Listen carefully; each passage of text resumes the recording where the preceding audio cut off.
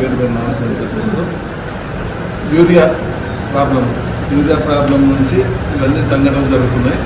మీరు అధికారంలో ఉన్నారు, అధికారంలో ఉన్న వాళ్ళు వచ్చిన యూరియాని కూడా సక్రమంగా పంపిణీ చేసే బాధ్యత మీ మీద ఉంది.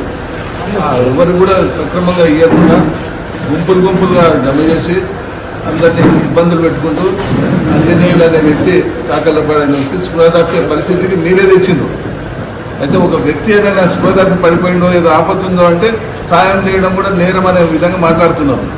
నిన్న ఎమ్మెల్యే శ్రీనివాస్ రెడ్డి గారు మా ఉన్నవాళ్ళు చెప్తున్నాడు, నిజం వచ్చేది తెలిసే లోపల అబద్ధం ప్రపంచానికి వస్తుందంట. నిజమే ఇది, ఎందుకంటే నీవు అబద్ధాలు చెప్తున్నావు కనుక అందరికీ ఇది అబద్ధం తిరిగి వస్తుంది. ఎన్ఎం శ్రీనివాస్ రెడ్డి గారు జాగ్రత్త. రుణవాడ మండలం ఇది ఉద్యమాల గడ్డ, తరిమి కొట్టే గడ్డ. ఇంకొక ఆయన సురేందర్ నువ్వు అవుట్ ఆఫ్ మండల్, నీకు ఇలా సంబంధం లేదు. ఆడ చెల్లని రూపాయి ఈడెట్లా తెలుస్తుంది, మీ చేయకుంటారో తెలుతలేదు నీ రూపాయి, ఈడెట్లా తెలుస్తుంది నువ్వు చెల్లని రూపాయి. మళ్ళీ ఒకసారి చెప్తున్నాం, మా కేసీఆర్ చెప్పిన మాటలు, పొలిమేర రోడ్డు తప్పులు చేస్తే పొలిమేర వాత పెట్టుకున్నాడు, పొలిమేర అవతల రోడ్డు చేస్తే పొలిమేర అవతల తరిమి కొట్టి పాతి పెట్టుకున్నాడు. నీ పరిస్థితి అదే వస్తుంది. నిన్ను ఈడ వాత పెట్టాం, పొలిమేర దాటి పాతి పెడతాం. జాగ్రత్త బిడ్డ, మళ్ళీ ఒకసారి నోటు జాగ్రత్త అయినా. శ్రీనివాస్ గౌడ్ అంటే నీకు ఎట్లా కనిపిస్తున్నాడు? ఆయన ప్రజానాయకుడు, ప్రజలకెళ్ళి వచ్చిండు, ఉద్యమం చేసిండు. నీవేడున్న ఉద్యమం పేరులా పోలీసులు ఒక కానిస్టేబుల్కి నీకు ఇంత ఆస్తుందంటే మా కానిస్టేబుల్ అంత పరిస్థితి ఏం కావాలి? ఒకసారి బేరీజ్ వేసుకోండి. మామూలు కానిస్టేబుల్కు ఎంత, నీకు ఎంత ప్రాపర్టీ ఉంది, వాళ్ళకి ఎంత ప్రాపర్టీ ఉంది, ఇవన్నీ లెక్కలకు నేను తీసుకోమంటే నీ చిట్టా ఇస్తాం. శ్రీనివాస్ గౌడ్ది కాదు, నీ చిట్టా ఇప్పి నేను పొలిమేర దగ్గర వెళ్ళగొడతాం. అదొకటి మైండ్లో పెట్టుకో. అదే ఆ చిట్టా మేము ఇస్తాం. నువ్వు ఎక్కడిది? ఒక కానిస్టేబుల్కి ఇంత ప్రాపర్టీ ఎక్కడిది నీకు? ఈ కానిస్టేబుల్ కంటే ముందు నీ ఆస్తి ఏంది? నువ్వు ఉన్నాడులు వచ్చేందుకు అందరికి తాగనికే నేర్పి పిల్లలందరూ చెడగొడుతున్నావు. ఇది నీకు చదువుకున్నవా లేకపోతే మూర్ఖంగా ప్రవర్తిస్తున్నావు? మళ్ళొకసారి చెప్తున్నాం, సురేందర్ జాగ్రత్త బిడ్డ. ఏదో శ్రీనివాస్ గారు పుణ్యమని మీ అమ్మని గౌరవించినాం.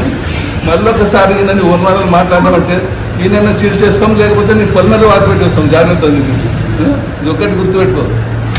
నిన్న మొన్న బీఆర్ఎస్ నాయకుడు యూరియా విషయంలో ప్రెస్ మీట్ పెట్టిండ్రు.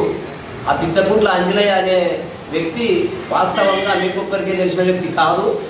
మహబూబ్ నగర్ లోకల్లో మొత్తానికి రిక్షా దొక్కే వ్యక్తి కాబట్టి లోకల్ మొత్తానికి తెలిసిన వ్యక్తి.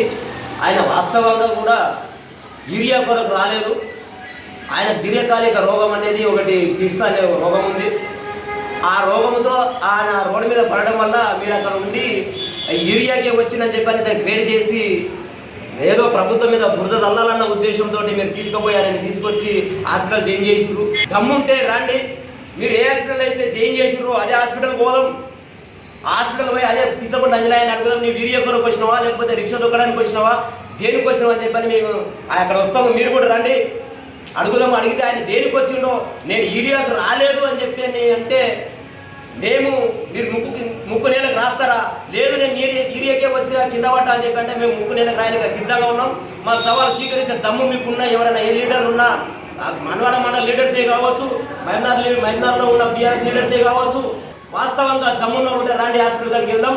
ఇంకొక విషయం ఏంటంటే ఈయన ఎవరు మన జడ్పీటీసీ నరేందర్ గారు మాట్లాడతారు, అన్న గుర్తు పెట్టుకో బిడ్డ, వ్యాస పెట్టుకో, ఉంచుకో, 14 సంవత్సరాలు మీతోనే మేము పనిచేసినాం. ఆ రోజు మా ఎమ్మెల్యే శ్రీనివాస్ రెడ్డి గారు ఆయన ఆధ్వర్యంలో మనం అందరం పనిచేసినాము.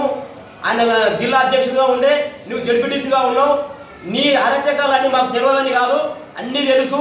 మేము 24 గంటలు నీతో పనిచేస్తున్నప్పటికీ కూడా మేము లంచం ఇయ్యలేదని చెప్పి మా ఫీల్డ్ అసిస్టెంట్ని తొలగించింది నిజం కాదా? ప్రూఫ్ చేయాలనా? ఆ నిజాన్ని ఈరోజు మనతోనే ఉన్నాడు మన జావరి కేశవులు అని చెప్పని. ఇంతకుముందు ఫీల్డ్ అసిస్టెంట్ ఉండే, ఎవరు కేశవులు పైకి అక్కడ చూపిస్తుంది. ఆయన ఫీల్డ్ అసిస్టెంట్గా ఉంటే ఆయన లంచం ఇయ్యలేదని చెప్పని నీవు చొరవ తీసుకొని ఆయన తీసేయడం జరిగింది. ఇది నిజం కాదా? రా, దమ్ముంటే దా బజార్లకు రచ్చగడ్డకు వస్తావా, ఆకుల చౌరస్తకు వస్తావా, గడియాల చౌరస్తకు వస్తావా? మేము వస్తాం, నువ్వెవరో కాదు. మా కాంగ్రెస్ నాయకులు ఎవరు రారు. నీవెవరెవరు పెద్ద పెద్ద లీడర్లు నేర్చుకొని మాట్లాడుతున్నావు, దృష్టి పెట్టుకొని మాట్లాడుతున్నావు. వాళ్ళు ఎవరు కాదు, వాళ్ళతో మాట్లాడే స్థాయి కూడా కాదు నీది. ఆ రోజు నీవు టీఆర్ఎస్కి వెళ్ళి జడ్పీటీసీగా గెలిచిన రోజు మేము నీకు సాయం చేసినాం కాబట్టి మేము చేసిన భిక్ష నీకు అది, లేకపోతే నువ్వు జడ్పీటీసీ కూడా గెలుచకపోయే అర్హత నీకు లేకపోయిండే.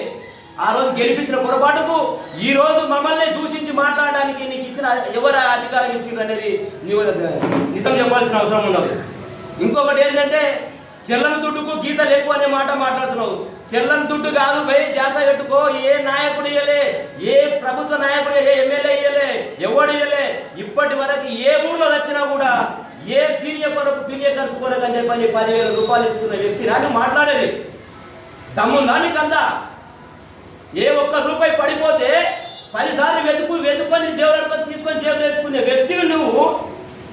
ఒక్క పీడియకు ఖర్చుకు 10,000 రూపాయలు ఇస్తుండంటే, ఆయన సొంత ఖర్చు ఇస్తుండంటే ఆయన నన్ను మాట్లాడేది, ఆయన ఆస్తి గురించి నన్ను మాట్లాడేది. ఆయన ఆస్తి గురించి నువ్వు మాట్లాడదలుచుకుంటే ఆయన ఆస్తికి నీ ఆస్తికి చాలా తేడా. ఆయనకు నీకున్నదని నక్కకు నాగలోకి అనుకున్న తేడా బిడ్డ, ధ్యాస ఉంచుకో, జాగ్రత్త చెప్తున్నాం. ఎందుకంటే నీవు ఆ రోజు జడ్పీటీసీ చెల్లని గీతలు లేని దుడ్డు చెల్లదనే మాట అన్నావు కదా. ఆ రోజు జడ్పీటీసీగా 3,000 చిలుకుపై పైబడి ఓట్లతోనే గెలిచిన జడ్పీటీసీ ఆ రోజు నరేందర్ మీద మరి సురేందర్ రెడ్డి గారు గెలిచిండ్రు. ఆ రోజు ఎందుకు చెల్లింది మరి? ఆ రోజే గాడి పండుగ ఉన్నావా మరి నువ్వు?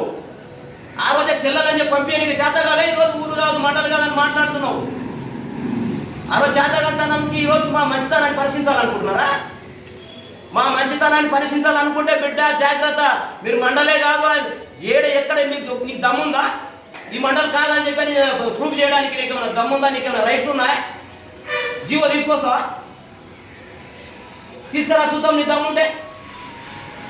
ఏ మండలం ఏ ఊళ్ళో ఆళ్ళే ఉండాలి, ఎక్కడెక్కడ ఆళ్ళే ఉండాలి, ఎవరి ఇంట్లోకి వెళ్ళి వాళ్ళు ఒకరు ఇంటికి పోవద్దని చెప్పని ఏమైనా జీవో ఉందా? తీసుకురాను.